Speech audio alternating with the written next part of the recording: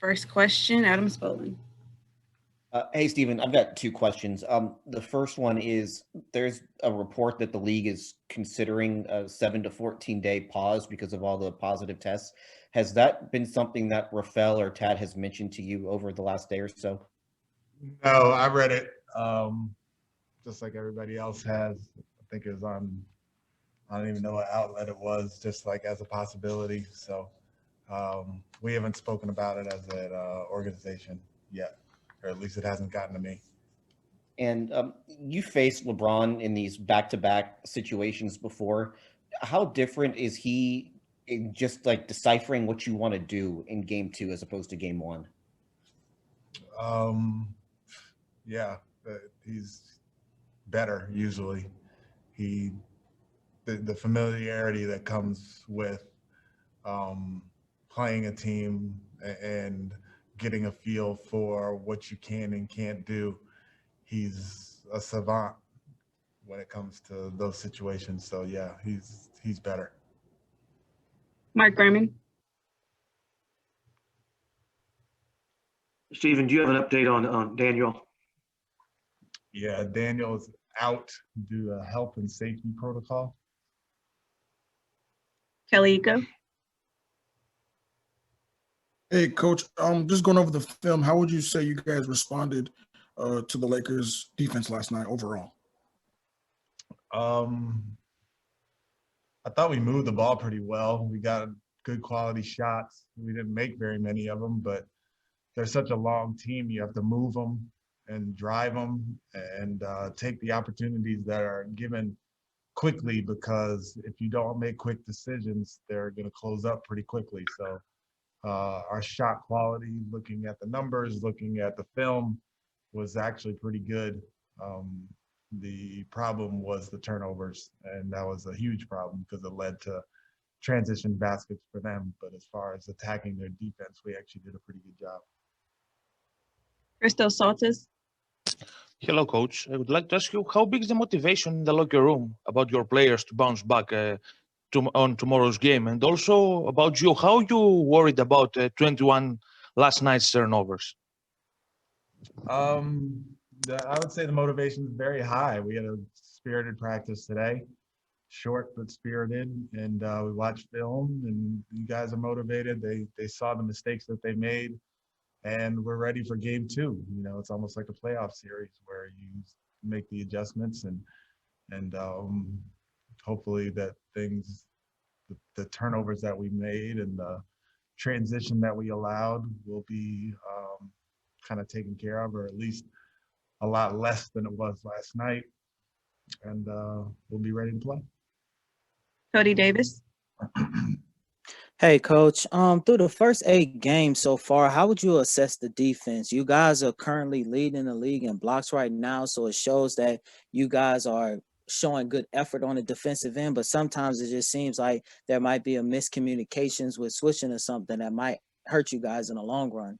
Yeah, for sure. We have miscommunications. There are mistakes being made defensively. I think we're right around 18th or something in defense right now. We want to be better. We want to be a better defensive team, and you know, sometimes it's easier to kind of get the offense going because there's plays and there's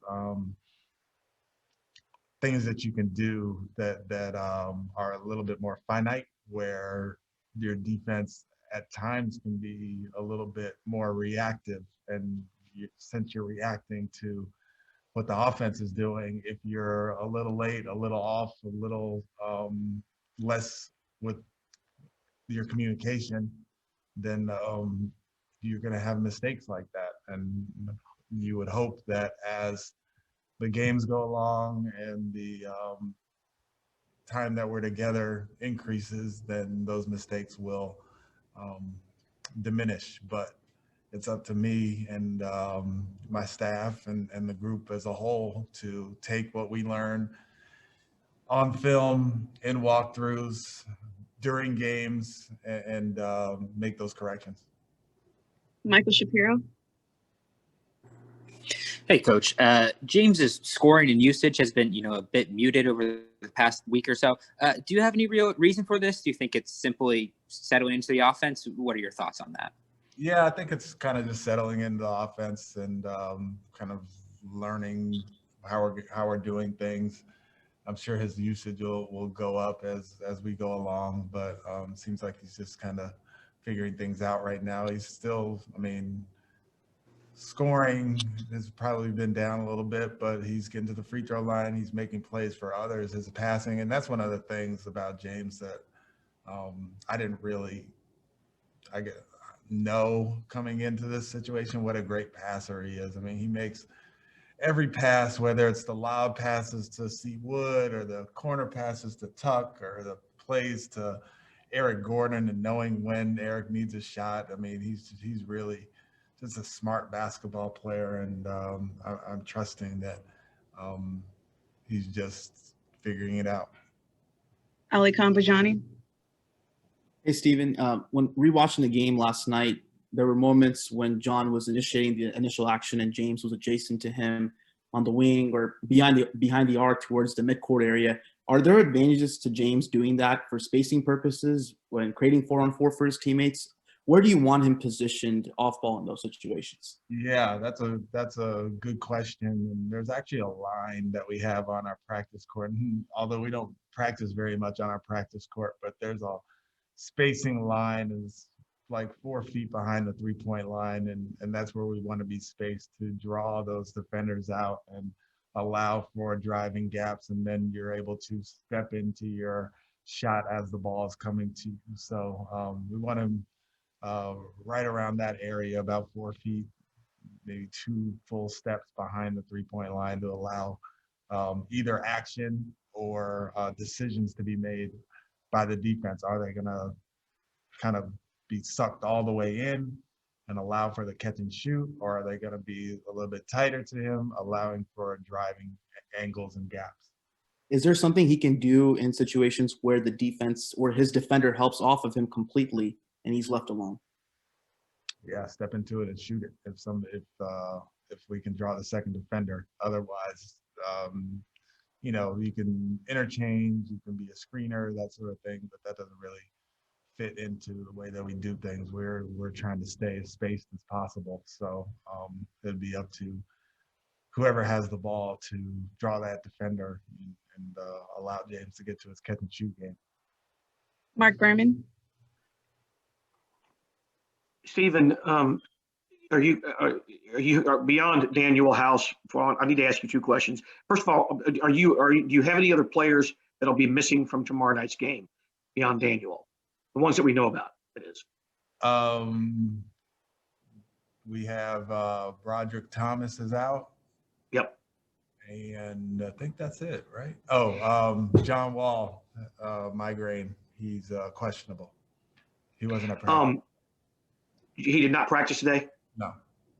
Are you concerned beyond the norm with Danuel being out for health and safety protocols? I don't know anything about I wish I knew like the protocols and. No, I guess I meant was the fact he's out for health and safety protocols affecting other members of your team. Really what I was concerned about. Yeah, I don't know. I don't know the answer. I'm sorry. That's okay. Thank you. And last question, Brian Bearfield. Coach, I really got 2 quick questions as well. At what point do you all start putting together the players to be sent to the G League? And have you got a chance to talk to DeMarcus Cousins today? And what was his attitude like at practice? Cousins is always great. So we had a good moment last night. I was proud of him for sticking up for his teammate. And he was good today, just like everybody else. It was a good, as I said, the spirit was good in practice today. We watched film and did some things on the floor and got some shots up, and he was right there and good. As far as the G League is concerned, I know there's a date coming up. I believe it's like the 18th. You might have better information on that than I do, but yeah, those 2 guys, the 2 2-way guys, are going down for that. Thank you, Coach.